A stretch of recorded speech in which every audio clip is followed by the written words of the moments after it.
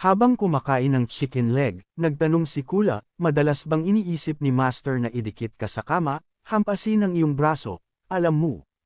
Galit na sumagot si Shaolan, iyon ang mga bagay na hindi niya maglakas loob sabihin sa harap ko, ngunit mayroon pa rin siyang auto fortress para gawin. Sumagot si Ku, aking Buddha, naiintindihan na ngayon ng maliit na monghe. Tulad ng gabi ng full moon bago, nang putulin ni Master ang buntot ng ginang para gawing scarf. Narinig ito, napagtanto ni Shanlan, hindi nakakagulat na malamig ang aking buntot nitong mga nakaraang araw. Sa wakas, dumating sila sa kanilang patutunguhan. Sa harap nila ay isang pulutong na naghihintay ng sabik. Mukhang matagal nang naghihintay ang pulutong sa karwahe ni Shanlan. Dahan-daang inangat ni Shanlan ang kurtina at lumabas. Sumabog ang tunog ng paputok sa kalangitan habang magalang na yumuyuko ang pulutong. Mainit na tinatanggap ang Demon Lord na nag-aalok ng gabay. Sobrang seryoso ang ekspresyon ni Shanlan sa sandaling iyon. Tumingin sa paligid si Shanlan at sinabing, matagal na mula nang bisitahin ko ang Sun and Moon Lake. Masigla pa rin tulad ng dati. Sa sandaling iyon, masaya ring binuksan ni Janju ang pinto at lumabas. Gayunpaman, ang bumati kay Janju ay mga tingin na puno ng malalim na sama ng loob. Lumapit si Shanlan sa Dragon King at sinabing, narinig ko ang matandang Dragon God na banggitin na ang asawa kong ito ay kaibigan mo noong bata pa kayo, at sa karapatan ay dapat siyang maging isang kilalang panauhin ng Sun and Moon Lake. Bakit tila nagtataglay ka ng ganoong galit sa aking asawa ngayon? Narinig ito, inisip ng Dragon King, tinawag siyang asawa ng natural, napakalapit nito. Ngunit hindi pa matagal, sa pintuan ng bakal, lagi niyang hinihiram ang aking Golden Command para harapin si Jiangju. Mukhang napakalakas ng aking matandang kapatid na si Kuang. Lumapit ang Dragon King kay Shaolan at sinabing, Demon Lord, maaaring hindi mo alam ito, ngunit noong nakaraan, ang aming mahal na kaibigan na si Kuang ay napakamasigla sa aking lugar, naghuhulog ng mga buto para sa maraming espiritu.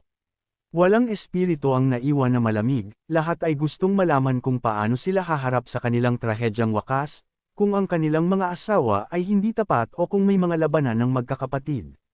Ngunit si Kuang, sa kanyang pambihirang kasanayan, ay palaging sinasabi na kung may mangyayari, tiyak na mangyayari iyon.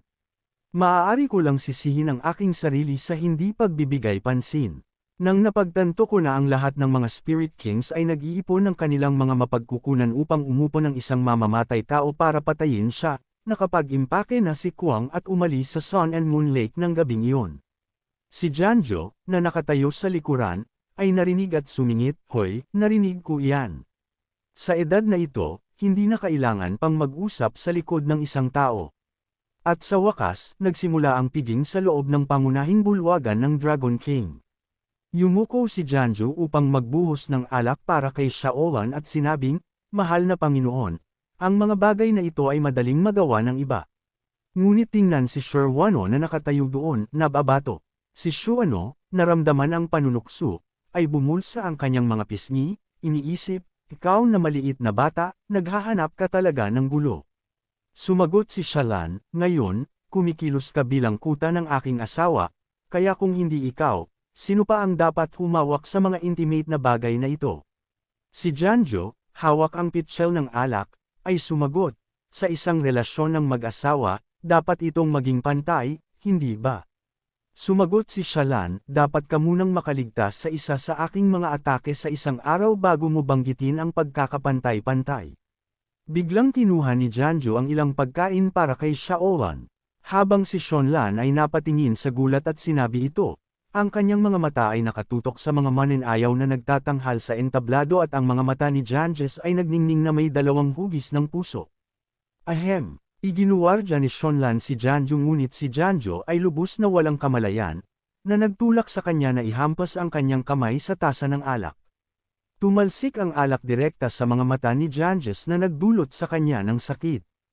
Aray! Masakit! Ang Dragon King na nakaupo sa itaas ay tumingin pababa na may pagkamangha at sinabi, ang pagmamahalan sa pagitan ng Demon Lord at ng kanyang asawa ay tunay na magkakasuwato, na nagpapakainggit sa iba.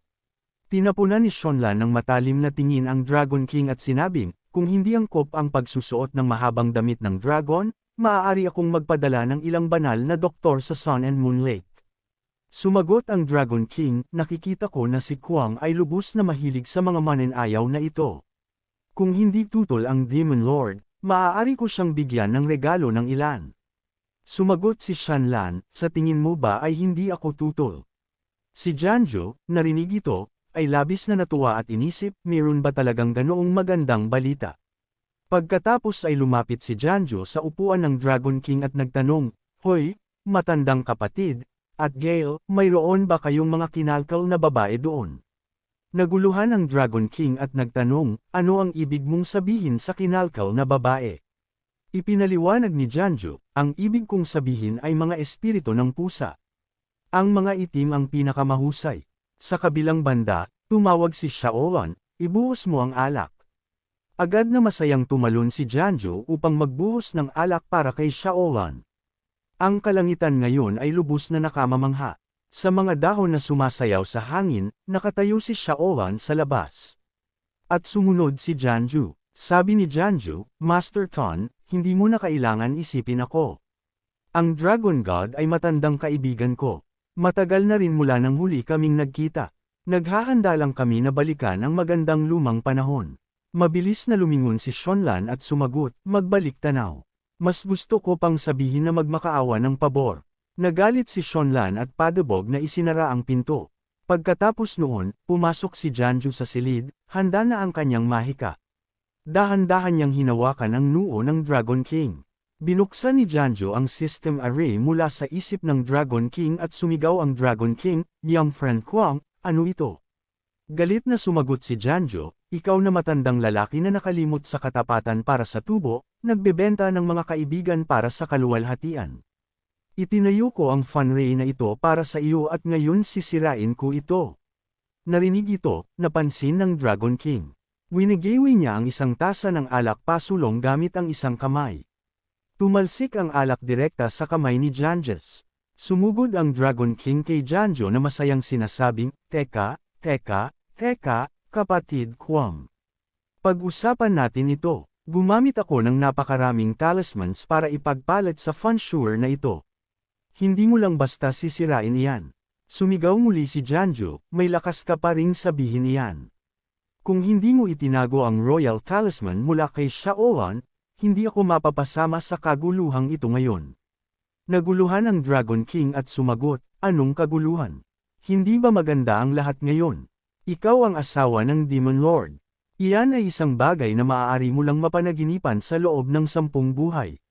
Nakahanap ka ng malaking suporta. Sumigaw muli si Janjo, ngunit halos makuha ang aking buhay. Ikanros ni Janjo ang kanyang mga braso at sinabing, kalimutan mo na. Walang saysay ang pakikipag-usap sa iyo. Sa madaling salita, ganap mo akong Neil Arrow sa pagkakataong ito. Sumagot ang Dragon King, narating ko na ang tuktok ng Holy Transformation 9th Realm. Isang hakbang na lang ako. Napagtanto ni Janjo, mas malakas ka pa kaysa kay Shaolan. Humagalpak ang Dragon King, huwag kang masyadong mag-isip. Ang tagal ko nang nabuhay sa pamamagitan ng aking paglilinang upang pahabain ang aking buhay. At ang iyong batang asawa ay narating na ang Holy Transformation 9th Realm. Kung talaga tayong maglalaban, matatalo ka at maaari ka lang bumalik para magpagaling. Ngunit kung mahuli ka niya, tapos na ang laro. Nagpatuloy si Janjo, bakit hindi tinanggap ng iyong Sun and Moon Lake ang Immortal Sect? Kinuha ng Dragon King ang isang bagay at sinabing, dahil dito.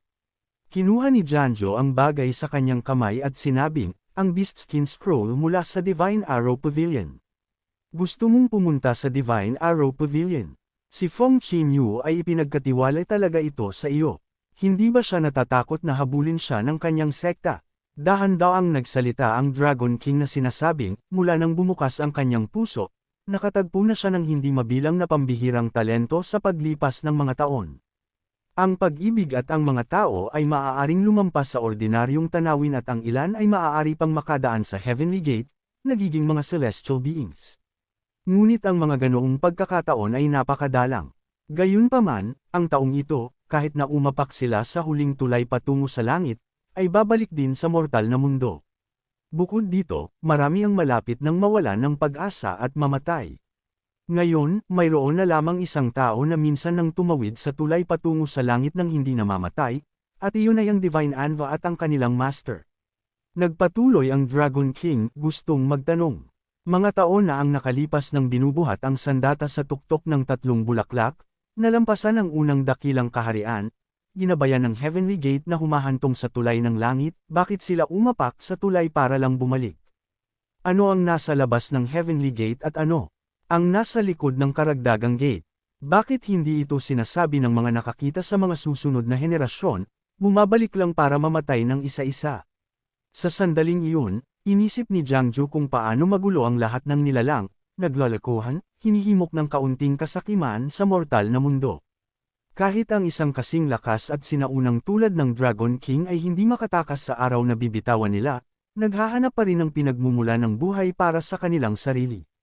Ang mga tao, nakikita mo, kung alam nilang makipagkompetensya, maaari pa rin silang mabuhay. Kung hindi sila makikipagkompetensya, tunay silang mamamatay. Nagpatuloy ang Dragon King sa pagsasalita tungkol sa kaibig-ibig na maliit na naghahanap upang gumawa ng mga sandata. Tumanggi si Jiangju ng 10 beses na may time na puso, tulad ng personal na pagbisita ni Liu Bei sa Zhujiang's Grass Hut upang imbitahin siya para sa tulong, nagawang makipagkita sa kanya sa ikatlong pagtatangka. Kahit na humihingi ng tulong sa paggawa ng mahiwagang sandata, nagatubili pa rin sila, gusto ng mas maraming materyales. Hindi nila alam, lahat ay narito. Tumingin ang Dragon King kay Jiangju at sinabing, ang mga bagay na ito ay tunay na pag-aaksaya ng mga regalo ng langit. Sumulong si Jiangju at sinabing, pag-uusapan natin iyan mamaya. Sa pagkakataong ito, mayroon akong mahalagang bagay na hihingin sa iyong tulong. Yumuko si Jiangju at sinabing, naligtas ng aking benefactor ang aking buhay. Handa akong sumugod sa apoy kasama mo nang walang pag-aalinlangan. Hindi yun kasing delikado niyan, sabi ni Jiangju habang may ibinibigay kay Jiangju. Tingnan mo ito. Kinuha ito ni Jiangju at sumigaw sa gulat, ang bagay na ito. Saan nakuha ng aking benefactor ito? Agad na kinilala ng Dragon King ito bilang isang kayamanan ng kapalaran. Pagkatapos ay sinabi ni Jiangju, ang bagay na ito ay regalo ng Qin Kingdom's Dragon of Fortune. Orihinal itong isang kumpletong piraso ngunit sa kasamaang palad, ito ay nawasak, naiwan na lamang ang talim na ito. Sumagot ang Dragon King, kaya ang bagay na ito ay condensed mula sa kalooban ng hindi mabilang na tao, katulad ng isang banal na nilalang. Tanging ang mga may malaking merito ang makakagamit nito. Yong Huang, ano ba talaga ang ginawa mo sa Qin Kingdom para makuha ang ganoong makapangyarihang artifact? Sumagot si Jiangju, maliit na bagay lang, hindi karapat-dapat banggitin. Nagpatuloy si Jiangju, maaari lamang itong maging isang banal na sandata kung si Jiangju. Narinig ito. Medyo nagulat at sinabing, aking benefactor, natatakot ako na hindi ako makakatulong doon. Narinig ito, medyo sumeryoso ang ekspresyon ni Jiangju habang sinasabing, wala ka ring paraan, ano? Sumagot ang Dragon King, ang kayamanan ng kapalaran na ito ay konektado sa tadhana ng isang bansa.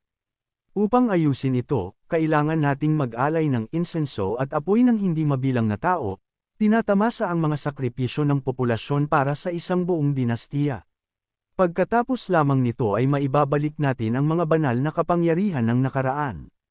Ang pariralang, insenso at apoy ng hindi mabilang na tao, ay agad na nagpukaw ng isang imahe sa isip ni Jiangju ng kanyang sarili na pinipitagan ng masa. Pagkatapos ay sinabi ni Jiangju, ginugulo pa rin kita upang turuan ako. Nang hapon na iyon, maganda ang sinag ng araw, nagbibigay ng kaaya-ayang liwanag sa tahimik na tanawin. Sa loob ng pangunahing silid, nakaupo si Chini sa harap ng salamin, tinitingnan ang kanyang refleksyon. Si Chini, na tila inis, ay sumigaw, napakagalit. Kahit na sinapian ng 3 pinagmulan, ang aba na kaluluwang ito ay nananatiling matigas ang ulo, sa 15 ng unang buwan, ang 15 ng 17 buwan, at ang 15 ng 10 buwan. Na may mahabang karayom sa kanyang mga kamay, ang ekspresyon ni Qingyes ay isa ng lubos na pagkalito. Bigla niyang itinaas ang karayom at diretso itong ibinaon sa kanyang sariling katawan, nagkalat ng pulang kulay sa lahat ng dako sa isang nakakatakot na pagpapakita. Pagkatapos noon, bumagsak si Chini sa mesa, na may matinding tingin at nakakunot ang noo, sa wakas ay ngumiti si Chini na sinasabing, ikaw na maliit na walang silbi, sa tingin mo ba ay kaya mo akong makipagkompetensya? Hinimas ni Chini ang kanyang baba at tumawa, Jiangju, sa tingin mo ba ay kaya kanyang iligtas? Hindi man lang siya karapat-dapat na magdala ng mga libro ng aking master. Sabi ko, Jiangju, bakit ka ganoon kagalit? May gusto ka ba sa kanya, haha? Gusto mo siya, ngunit baka hindi kanya mapansin. Huwag kang mag-alala, kung makita ko talaga na nasiyahan ka sa kanyang kumpanya, ito ay sa pamamagitan ng katawan mo. Biglang may boses na tumawag, Young Master, may sulat na dumating mula sa Sun and Moon Lake. Humaharap si Chini sa pinto at sinabing, papasukin mo. Isang gabing nagniningning ang mga bituin at ang buwan ay nagpapaliwanag sa kagubatan. Habang binabasa ni Fangkini ang sulat ni Janjes, nagkomento siya, Jiangju ay gustong personal na bisitahin ang Immortal Realm. Sumigaw si Chini, Ina, ito ay isang malaking pagkakataon. Si Jiangju, nang walang proteksyon ni Shalan, ay isang 8th grade cultivator lang. Like, comment, share, and subscribe naman dyan mga ito do. Maraming salamat po.